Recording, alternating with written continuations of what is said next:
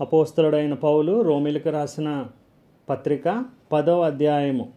సహోదరులారా, ఇశ్రాయేలీలు రక్షణ పొందవలెనని నా హృదయాభిలాషయు వారి విషయమై నేను దేవునికి చేయు ప్రార్థనయునై ఉన్నవి. వారు దేవుని యందు ఆసక్తి గలవారని వారిని గూర్చి సాక్ష్యమిచ్చుచున్నాను. అయినను వారి ఆసక్తి జ్ఞానానుసారమైనది కాదు. ఏలయనగా వారు దేవుని నీతి నెరుగక తమ స్వనీతిని స్థాపింప బూనుకొనుచు దేవుని నీతికి లోబడలేదు. విశ్వసించు ప్రతి వానికి నీతి కలుగుటకై క్రీస్తు ధర్మశాస్త్రమునకు సమాప్తి అయి ఉన్నాడు. ధర్మశాస్త్ర మూలమగు నీతిని నెరవేర్చువాడు దాని వలననే జీవించునని మోషే వ్రాయుచున్నాడు. అయితే విశ్వాస మూలమగు నీతి ఎలాగు చెప్పుచున్నది? ఎవడు పరలోకములోనికి ఎక్కిపోవును?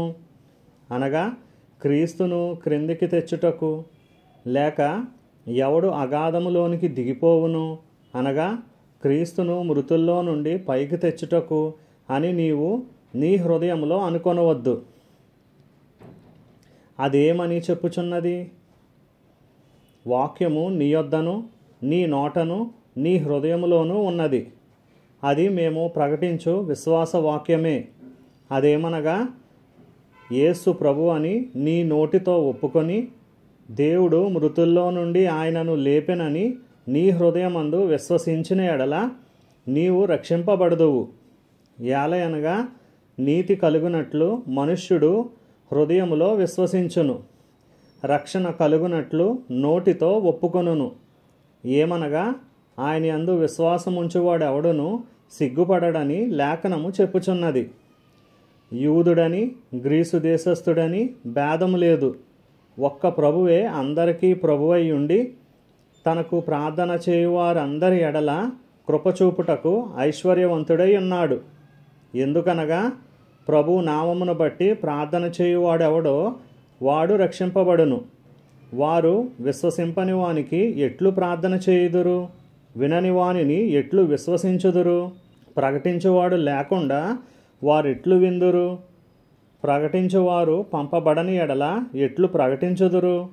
ఇందు విషయమై ఉత్తమమైన వాటిని గూర్చిన సువార్త ప్రకటించువారి పాదములెంతో సుందరమైనవి అని వ్రాయబడి ఉన్నది. అయినను అందరూ సువార్తకు లోబడలేదు. ప్రభువా, మేము తెలియజేసిన సమాచారం ఎవడు నమ్మెను అని యెషయా చెప్పుచున్నాడు గదా. కాగా వినుట వలన విశ్వాసము కలుగును, వినుట క్రీస్తును గూర్చిన మాట వలన కలుగును. అయినను నేను చెప్పున్నదేమనగా, వారు వినలేదా? విన్నారు గదా. వారి స్వరము భూలోకం అందంతటికిని, వారి మాటలు భూదిగంతముల వరకును బయలువెళ్ళెను. మరియు నేను చెప్పున్నదేమనగా, ఇశ్రాయేలునకు తెలియకుండెనా?